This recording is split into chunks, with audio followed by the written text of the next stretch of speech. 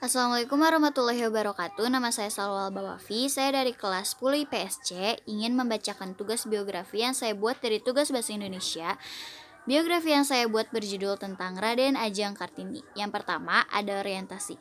Raden Ajeng Kartini lahir di Jepara, Jawa Tengah tanggal 21 April 1879.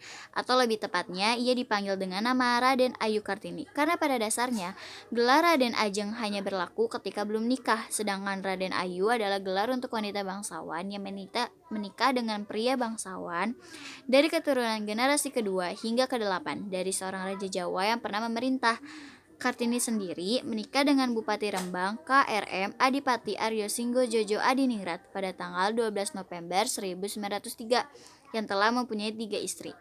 Dari pernikahannya tersebut, ia dikaruniai seorang anak perempuan bernama Soe Salitjo Adiningrat yang lahir pada tanggal 13 September 1904. Raden Ayu Kartini lahir dari pasangan Raden Mas Adipati Aryo Sosroningrat yakni Bupati Jepara dengan M.A. Ngasirah. Kartini adalah anak kelima dari 11 bersaudara kandung dan tiri. Dari kesemua saudara sekandung, Kartini adalah anak perempuan tertua. Oleh karena orang tuanya termasuk orang penting dalam pemerintah, Kartini sempat diberikan kebebasan untuk menganyam pendidikan yang lebih dibandingkan perempuan lainnya.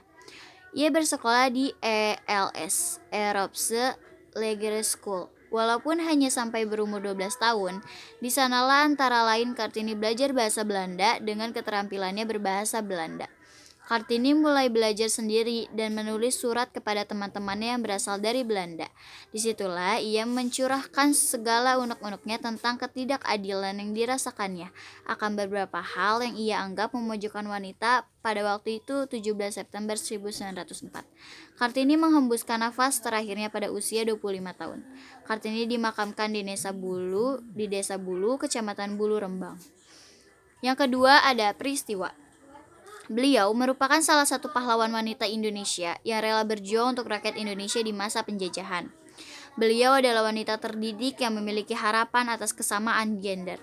Di masa itu, memang wanita tidak dihargai, tidak boleh mendapatkan pendidikan yang layak, hanya tugasnya harus di rumah mengurus suami, anak, dan memasak.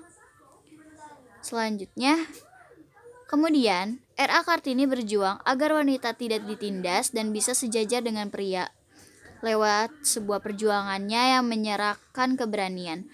Beliau memang wanita cerdas yang pemberani hingga semua yang dilakukan pemberian arti yang sangat besar bagi wanita Indonesia sampai saat ini.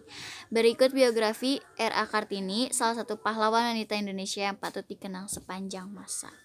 Kesimpulan atau komentarnya yaitu R.A. Kartini memang salah satu pahlawan wanita yang patut untuk dikenang. Jika tidak ada beliau, mungkin derajat wanita di zaman ini masih sama dengan derajat wanita di masa Kartini yang belum menaikkan derajat wanita.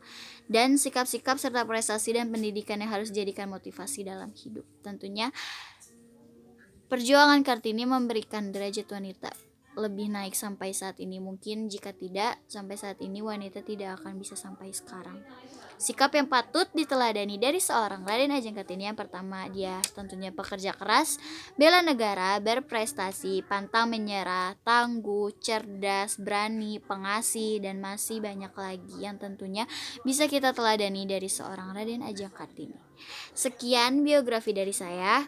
Wassalamualaikum warahmatullahi wabarakatuh.